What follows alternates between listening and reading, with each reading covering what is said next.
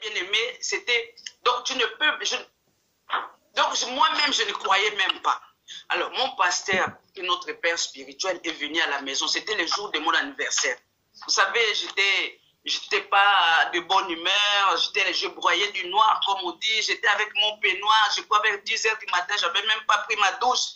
Et j'entends sonner. Et j'ouvre comme ça. C'est mon pasteur. Il me dit, oui, maman Victoire, je sais qu'aujourd'hui, c'est ton anniversaire. Moi, je te ramène un cadeau. Ah, j'ai vu le pasteur. J'ai dit, notre pasteur aussi, il était un peu comme... Il faisait aussi des fois, comment on dit, comme humoriste. Vous voyez, il venait des fois blaguer, rire et tout. J'ai dit, ah, pasteur aussi, vraiment. Ah, il est venu pour moi, main vide, les cadeaux. Il dit qu'il m'amène les cadeaux, mais je le vois, il a les mains vides, il n'y a pas de colis, il n'y a rien. Après, il me dit, agenouille-toi. Et je me suis agenouillé. Il a prié pour moi. C'est une prière simple. Il a prié pour moi, amen, amen, il est parti.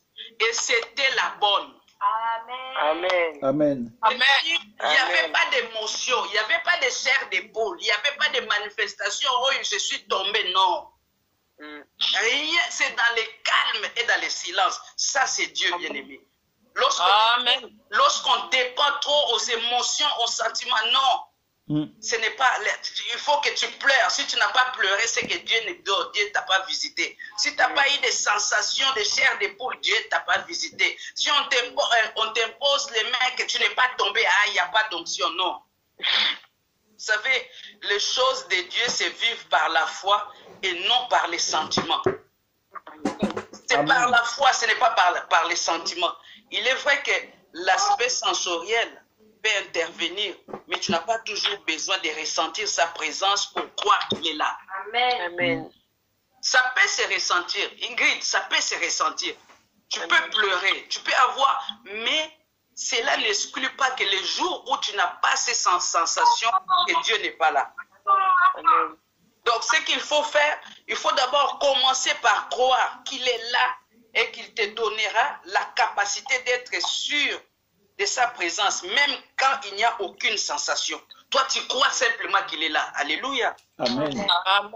Tu crois simplement qu'il est là. C'est sa parole qui dit, là où 2 ou 3 sont réunis en son nom, il est là. Crois seulement. C'est sa parole. Tu crois, il est là, il est là. Alléluia. Amen. Et quand Marie et Marthe ont perdu leur frère, voyez-vous, Jésus est parti, n'est-ce pas? Et l'attitude de Marthe et l'attitude de Marie, c'était 2 aspects différents. Lorsque Marie est apparue, n'est-ce pas? Marie plutôt, Marthe, lorsqu'il a vu le Seigneur, Marthe, la réaction de Marthe, c'était, ah, si tu étais là, mon frère ne serait pas mort. Alléluia. Amen. Ensuite, Marthe est retournée à la maison. Donc, en quelque sorte, toi, tu venais seulement ici, on te servait, moi, je faisais à manger et tout, mais maintenant, regarde. Mais Marie, la Bible dit, Marie est partie se jeter aux pieds du Seigneur. Alléluia. Amen.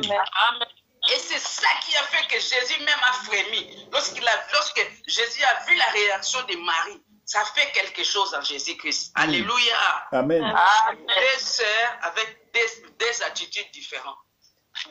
Avec des attitudes différentes. Alléluia. Amen. Si bien que dans Jean chapitre 11, verset 40, Jésus dit quoi? Jésus dit à Marie, ne t'ai-je pas dit que si tu crois, tu verras la gloire de Dieu? Amen. Ne t'ai-je pas dit, c'est-à-dire Marie, il y a autre chose aussi, il y a l'évangile de Jean chapitre 11, verset 35 qui nous dit Jésus pleura. Jésus a pleuré. Jésus a pleuré au fait face à l'incrédulité aussi. Parce qu'il était avec eux tous les jours. Jésus leur enseignait. Voilà pourquoi au verset 40, il dit, ne t'ai-je pas dit que si tu crois, tu verras la gloire de Dieu? Alléluia. Amen. Amen. La 4e cause, ça peut être le manque de foi à la parole de Dieu. Il faut savoir que la foi se base sur la connaissance de la parole de Dieu. La foi se base sur la connaissance de la parole de Dieu. Vous connaîtrez la vérité et la vérité vous affranchira. Alléluia. Amen. Amen. Vous connaîtrez le verbe connaître. Vous connaîtrez la vérité et la vérité vous affranchira. C'est dans l'évangile de Jean chapitre 8 verset 36. Donc j'essaie un peu d'aller pas trop vite, mais pour que nous ayons le temps de prier à la fin. Quand on n'a pas la foi à la parole de Dieu, on n'a pas besoin. Quand on a la foi à la parole de Dieu, on n'a pas besoin de sentir les chairs de poule, des sensations. Si tu crois tout simplement, c'est-à-dire tu es sûr que Dieu va agir. Alléluia. Amen. Amen. Quelqu'un a dit un jour, il y a un homme de Dieu au pays qui a organisé une croisade d'évangélisation. Donc il a dit, voilà, venez avec les malades, venez avec les morts et tout, je vais prier, les morts vont ressusciter. Et il y a quelques personnes qui ont ramené aussi des morts. Et pendant la croisade, après pendant la prière, cet homme-là a prié, mais les morts ne sont pas ressuscités. Alléluia. Amen. Amen. Les morts ne se sont pas ressuscités. Alors il y a un autre pasteur qui demande à cet homme de dire, mais tu ne vois pas que tu as fait fiasco là, hein? Tu as fait venir les morts et puis tu as prié et puis et rien ne s'est passé. Et écoutez la réponse de cet homme, j'ai beaucoup aimé, j'ai apprécié. Il a dit, mais moi j'ai fait ma part, Dieu a dit dans sa parole. Maintenant si Dieu n'a pas agi, que voulez-vous que moi je fasse? Amen.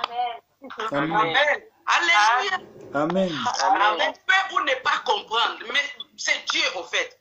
Dieu décide ce qu'il fait. C'est-à-dire, s'il décide de faire quelque chose, il va le faire. Amen. Amen. Et ça dépend aussi des motivations. C'était dans quel but? Mais j'ai beaucoup aimé sa réponse. Il a dit, mais qu'est-ce que moi j'ai à voir? Est-ce que c'est ma parole? C'est Dieu qui a dit. Maintenant, s'il ne le fait pas, bon, maintenant, qu'est-ce que moi je peux faire? Amen. Il faut savoir une chose, Dieu nous a fait des promesses. Dieu nous a fait des promesses. Dieu nous a promis. Dans Matthieu, chapitre 18, verset 20. Matthieu, j'espère que tu prends des notes. Matthieu, chapitre 18, verset 20. Si notre sœur fait lire pour nous. Là où 2 ou 3 sont rassemblés en mon nom, je suis au milieu d'eux. Amen. Là où 2 ou 3 sont assemblés à mon nom, je suis au milieu d'eux. C'est-à-dire, si vous êtes déjà 2, Dieu est au milieu de vous. Amen. Si vous êtes déjà 2, Dieu est au milieu de nous. Vous qui aimez toujours la multitude. Non. Là où 2 ou 3 sont réunis à mon nom, il dit dans sa parole, il est là. Donc, notre problème, c'est la foi, bien-aimé. C'est la foi. C'est la foi. Vous savez, un tableau, par exemple, un tableau d'artiste, hein, un tableau peut nous révéler certaines choses sur l'artiste. C'est-à-dire, lorsque les connaisseurs savent, lorsqu'on voit un tableau, même si on le découvre dans une cave ou je ne sais pas moi, dans le marché au bus, si c'est un tableau de Picasso, les experts savent reconnaître que là, il y a la touche de Picasso. Amen. Alléluia. Amen. Amen. Si c'est un tableau de Van Gogh, ils vont reconnaître parce qu'ils savent reconnaître les touches de l'artiste. Alléluia. Amen. Bon, mais de la même façon, le monde visible aussi nous révèle les qualités invisibles du Dieu créateur. Amen. Alléluia. Amen. Je vais répéter.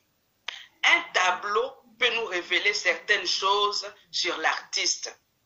J'ai pris l'exemple de Picasso, de Van Gogh, il y en a plusieurs.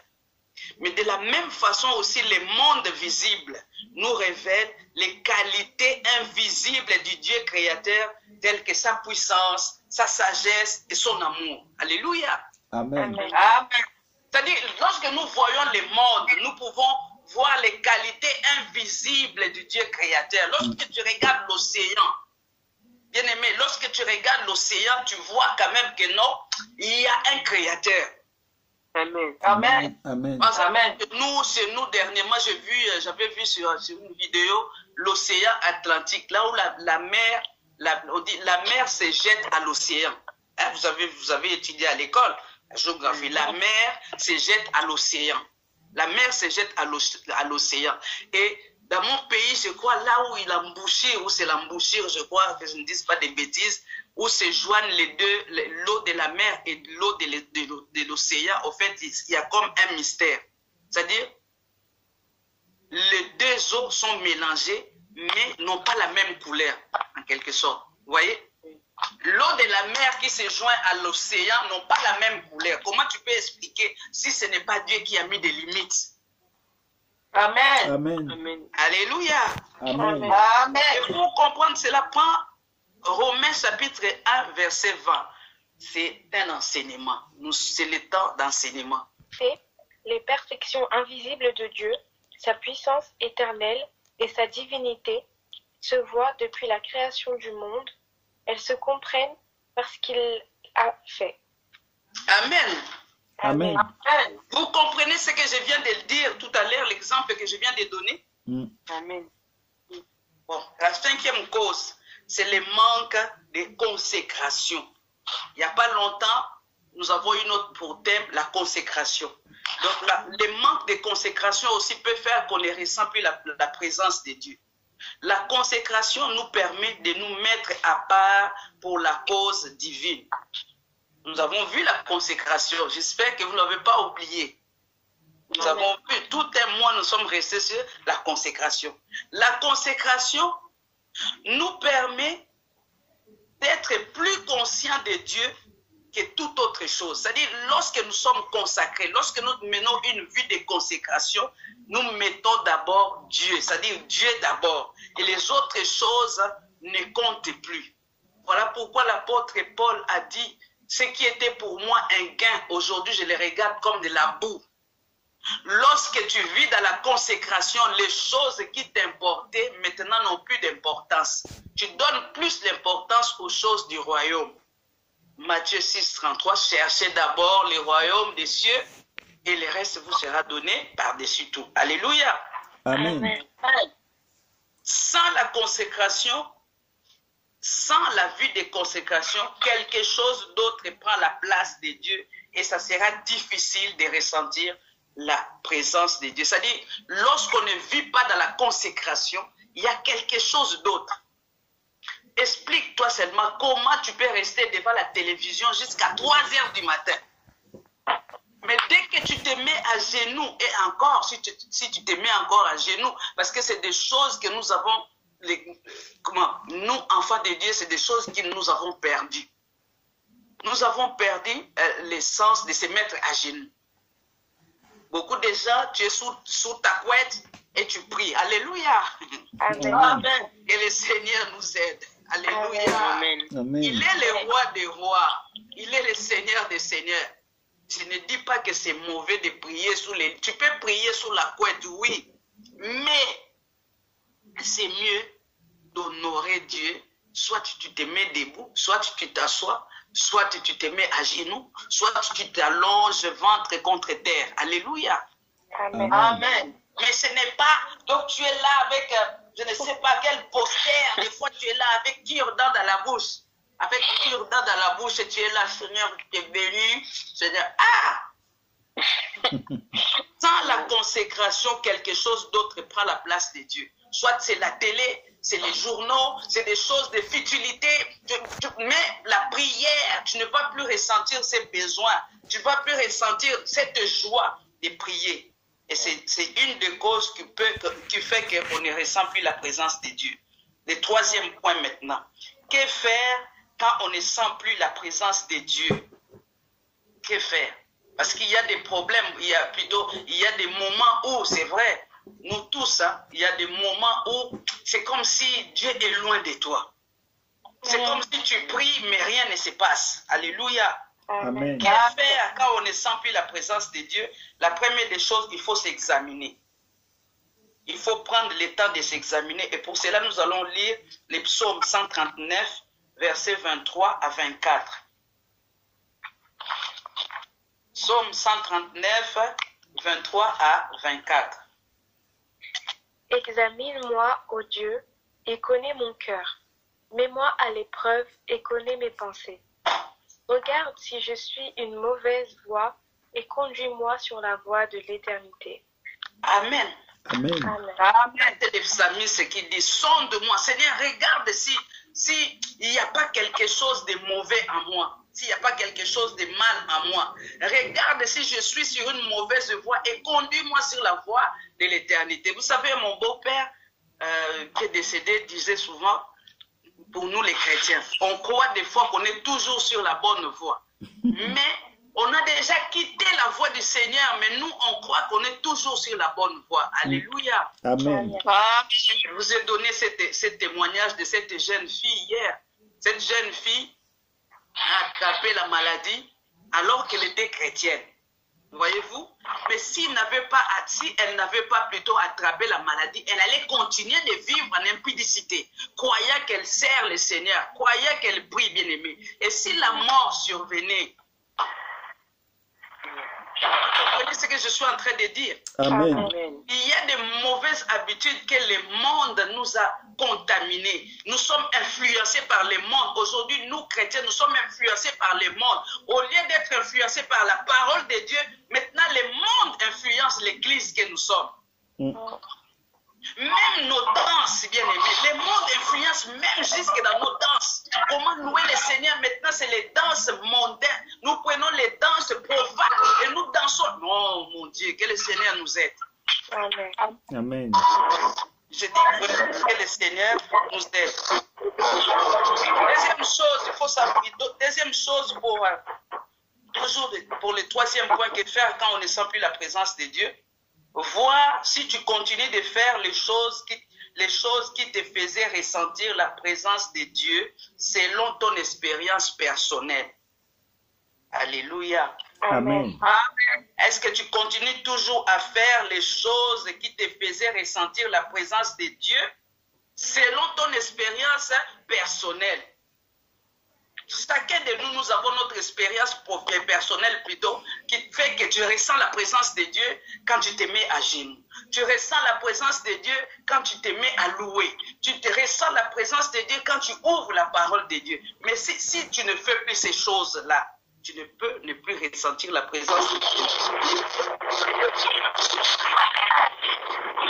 Il y a du bruit, il y a du bruit. Merci. Alléluia. Amen. Amen. David dit dans le psaume 122 au verset 1, David dit, je suis dans la joie lorsqu'on me dit, allons dans la maison de l'Éternel. Est-ce que toi, tu es dans la joie les dimanches pour venir à l'église? Amen. Est-ce que c'est une joie pour toi? Tu as hâte le mercredi qu'on arrive à 18h pour que tu sois à la prière? Ou bien c'est comme une corvée? Ou bien tu te dis, pourvu qu'aujourd'hui on annule la prière. Alléluia. Amen. Amen. Oui, il y a des sensations comme ça. Des fois tu dis, c'est dimanche. Est-ce que le pasteur n'est pas appelé pour dire que la première classe là, c'est le confinement? Alléluia.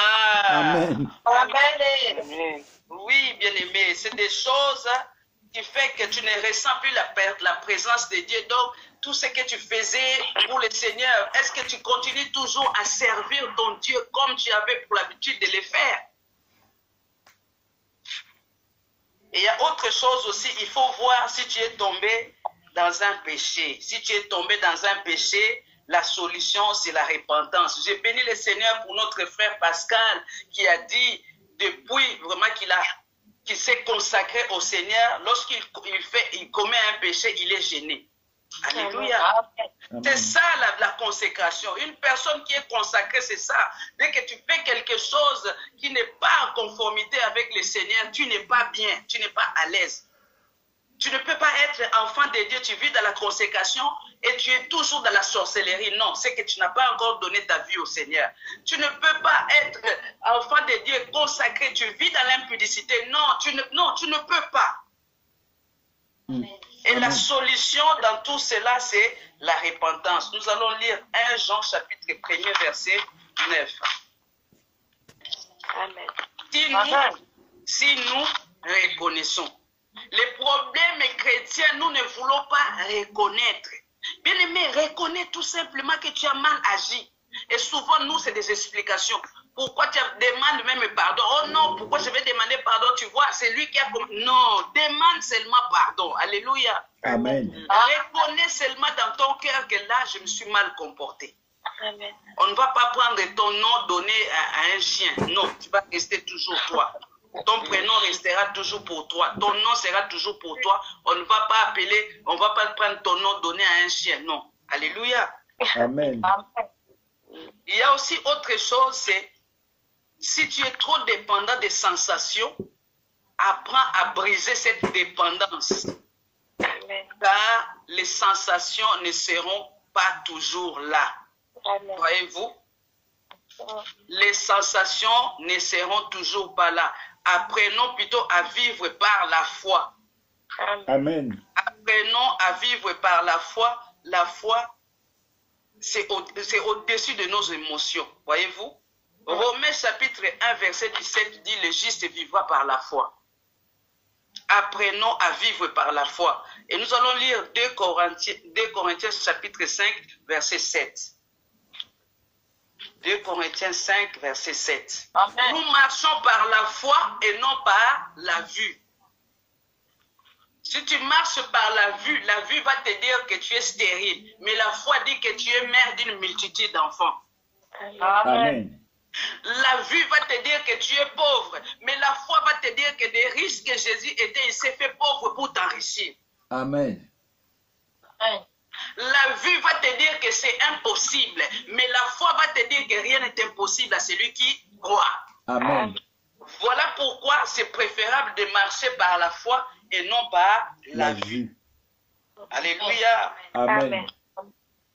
Donc, si toutes ces choses-là nous arrivent, qu'est-ce qu'il faut faire? Il faut se consacrer de nouveau à Dieu en pratiquant les exercices spirituels comme la prière, le jeûne, la méditation de la parole et les services. Bien-aimés, servons le Seigneur tant que nous sommes encore sur la terre. Dieu nous donne le temps.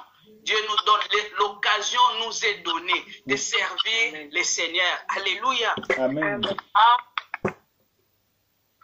Il faut savoir une chose aussi, que la présence de Dieu se désire ardemment. C'est-à-dire, Dieu, on le cherche. Si tu ne sens plus sa présence, commence à le chercher. Alléluia. Amen. Amen.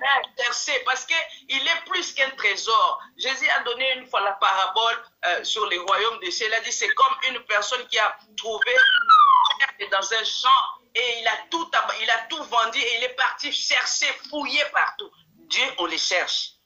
Amen. On le cherche, Dieu. On cherche Dieu, bien-aimé. Les psalmistes dit au psaume 27, verset 4. Il nous reste 10 minutes. Nous sommes arrivés presque à la fin. Nous allons prendre le temps de la prière. Notre sœur va nous lire les psaumes 27, verset 4. Amen. Amen. Je demande à l'Éternel une chose que je désire ardemment. Ardemment venir de tout son cœur. De tout ton cœur. On cherche Dieu. On cherche Dieu. Tu cherches Dieu de tout ton cœur, merveille. De tout ton cœur. C'est-à-dire, la nuit, tu te réveilles, tu dis, Seigneur, j'ai besoin de toi. Seigneur, je vais ressentir ta présence. Seigneur, mon âme soupire après toi. David savait aussi chercher son Dieu. Amen. Amen. Dieu ne s'impose pas. C'est le diable qui s'impose. Mais Dieu ne s'impose pas. Il agit là où il est vraiment désiré. Amen. Dieu ne s'impose pas. Il agit là où il sent que vraiment il est désiré. Alléluia. Amen. Amen. Je reprends. Dieu ne s'impose pas. C'est le diable qui s'impose. Mais Dieu ne s'impose pas. Il agit là où il est vraiment désiré. Amen. Hein? Amen. Amen. Nous allons maintenant prier. Il nous reste 8 minutes. Nous allons prier par rapport au thème de ces mois-ci. Dis seulement un mot, en accord avec Ésaïe 63, verset 15 que nous avons étudié toute cette semaine. Amen. Amen. Amen.